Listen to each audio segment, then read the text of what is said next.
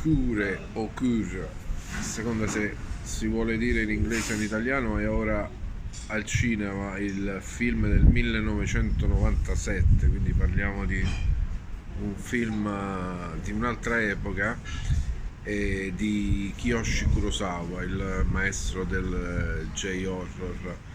E questo è il suo film di culto, il suo film più importante, che insieme a Ringu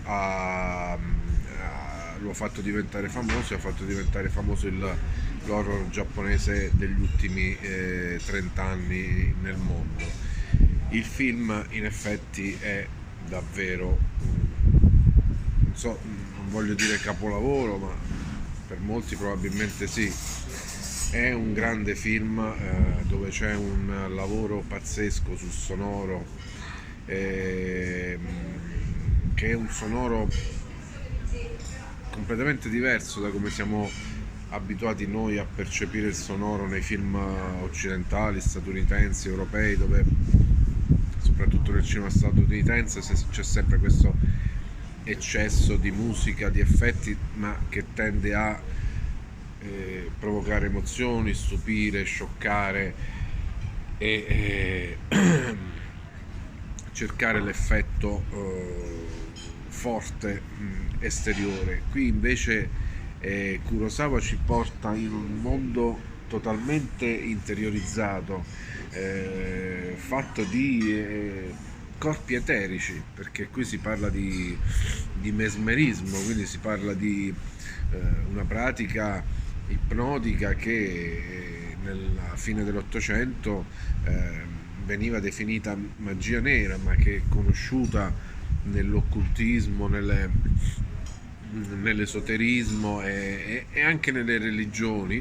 È qualcosa che affonda radici lontanissime, ma che è stata riportata all'attenzione da questo questo medico austriaco, Mesmer, alla fine dell'Ottocento, e che ha tutta una serie di implicazioni con il corpo eterico. Il corpo eterico è una specie di involucro che, secondo tutte le tradizioni esoteriche, ma anche esoteriche, religiose, spirituali, avvolge il corpo fisico, ed è quella parte, diciamo, che corrisponde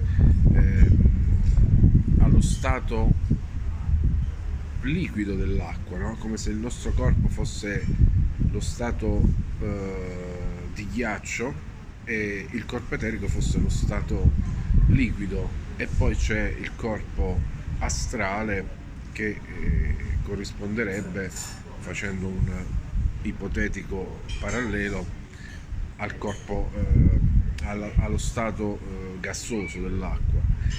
Eh, il film è molto intrigante anche da un punto di vista della narrazione, appunto perché si focalizza subito dal primo incontro con questo giovane, questo ragazzo smemorato che vediamo per la prima volta su una spiaggia, che incontra una delle persone che saranno coinvolte in un omicidio. E il film si focalizza subito sul tema dell'identità, e i dialoghi di questo giovane uomo giapponese senza memoria, con uno sguardo perso nel vuoto, ma nello stesso tempo mai a disagio con nessuno, neanche quanto è di fronte a un'intera aula piena di poliziotti che lo sta interrogando. È un personaggio veramente eccezionale, molto interessante, e l'idea di creare questi dialoghi assurdi con lo spunto narrativo che lui non ha memoria e non ricorda neanche quello che ha detto pochi secondi prima, è qualcosa di veramente eccezionale e veramente straniante a livello narrativo e di dialoghi. quindi abbiamo dei dialoghi assolutamente surreali e anche divertenti, perché questo fatto che il ragazzo non ricorda nulla neanche di 10 secondi prima crea dei cortocircuiti comunicativi nelle scene che diventano anche grotteschi, divertenti, ma nello stesso tempo questo individuo afferma questo suo enorme potere, che è un potere misterioso e inquietante, che non sto qui a svelare per chi non ha visto il film e deve assolutamente vederlo. E il lavoro sul sonoro, dicevo, è strepitoso, l'acqua, le gocce che cadono, i rumori dentro il manicomio, i rumori dentro le immagini in cui avvengono gli incontri più inquietanti del film, che diventano una sorta di sinfonia visiva con i colori e con le immagini. Un film praticamente quasi senza musica, dove però i rumori diventano ipnotici essi stessi. Come dire, siamo di fronte a un film ipnotico all'ennesima potenza, perché è un film che racconta di ipnosi ed è un film nello stesso tempo in cui il regista opera un'ipnosi sul pubblico, un'ipnosi sia audio che video che visiva. I movimenti di macchina lenti, sinuosi, misurati, il modo di procedere con le inquadrature che hanno una lunga durata a piano sequenza, ma che incollano l'attenzione dello spettatore, perché dentro l'inquadratura le cose cambiano, i conflitti si evolvono, i personaggi si sviluppano in una maniera strepitosa, con un'essenzialità, con un rigore di dialoghi, di racconto, di regia, che è veramente una delle forme più alte di cinema. Il rigore è un concetto che io ritengo assolutamente essenziale per il cinema d'autore. Il cinema d'autore non ha sbavature debordanti, scene urlate, scene inutili. Come dice Sid Field, l'autore perfetto per fare il film perfetto aspira ad un racconto cinematografico in cui in ogni inquadratura avviene un cambiamento, una metamorfosi dei personaggi che sono dentro l'inquadratura, e non c'è mai un'inquadratura di troppo.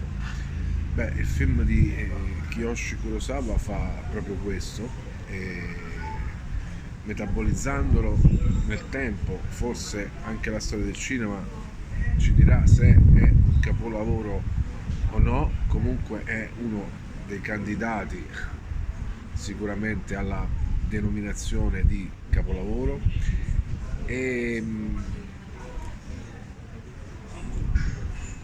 che altro dire?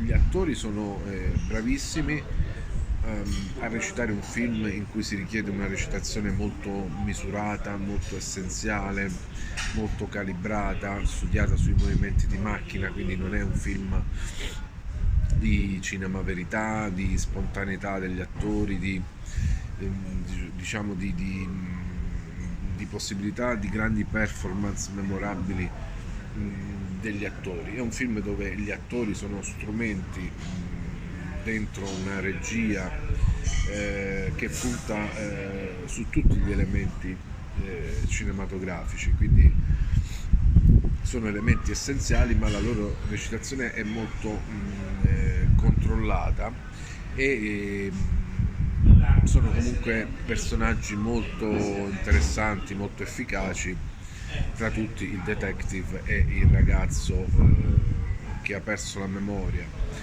che è sicuramente uno dei personaggi più emblematici del thriller, dell'horror. Questo film in realtà non è un horror, perché ci sono sì degli elementi soprannaturali, ma non sono davvero soprannaturali, cioè il mesmerismo, l'ipnosi sono elementi umani, comunque concreti, reali. Eh, Potremmo pensare vagamente a Seven, potremmo pensare a Il silenzio degli innocenti, ecco, ma questo film va molto oltre Seven o Il silenzio degli innocenti. È un film di una raffinatezza cinefila, di una capacità di comporre le immagini che non ha nulla a che vedere con i film di David Fincher o con film ancora più commerciali come Il silenzio degli innocenti. Quello è il classico cinema americano che punta alla massa e che funziona, perché funziona, per carità, fatto benissimo. Seven è un grandissimo thriller, ma qui siamo di fronte a un livello di capacità registica che va oltre, che si avvicina alle forme dell'arte e lo fa un po' con tutti i mezzi a sua disposizione. In ultimo la storia, lo spunto, l'idea è molto interessante, perché la storia ruota attorno al concetto della ricerca dell'identità, che è un po' il concetto cardine del più grande filone del cinema d'autore, tutti i grandi autori, tutti i grandi registi, ma se vogliamo tutti i grandi artisti. Quindi un po' tutta la storia umana ha questo tema che pesa sull'esistenza di ognuno, perché è un tema cardine dell'essere umano, cioè il tema dell'identità, e il fatto che il ragazzo smemorato dal volto e dal tono, dal modo di parlare inquietante, incalzi sempre i personaggi chiedendogli prima con determinazione e poi con sempre più forza e arroganza: chi sei tu? Raccontami di te, chi sei tu? E questo incalzare della domanda fa parte appunto di una delle componenti ipnotiche del film, che è una sorta di ipnosi del regista dentro un film che parla di ipnosi, confezionato però sotto forma di thriller. Quindi la storia è veramente interessante e focalizzata su uno dei punti fondamentali della sensibilità umana, cioè il tema dell'identità. E, che altro dire? È un film assolutamente da non perdere, come al solito. Per questo genere di film, per questo livello di film, la sala è completamente vuota. Ieri ha incassato 1000 euro. È vero che è un film di tanti anni fa, però insomma, vista la disparità di qualità rispetto a qualunque film sia in questo momento in sala, ci si aspetterebbe di vedere un pubblico un po' più numeroso andare a vedere questo film. Però ecco, se siete dei cinefili appassionati anche di arte visiva e vi piace un cinema di un certo livello, secondo me non potete assolutamente perdere questo film di Kiyoshi Kurosawa.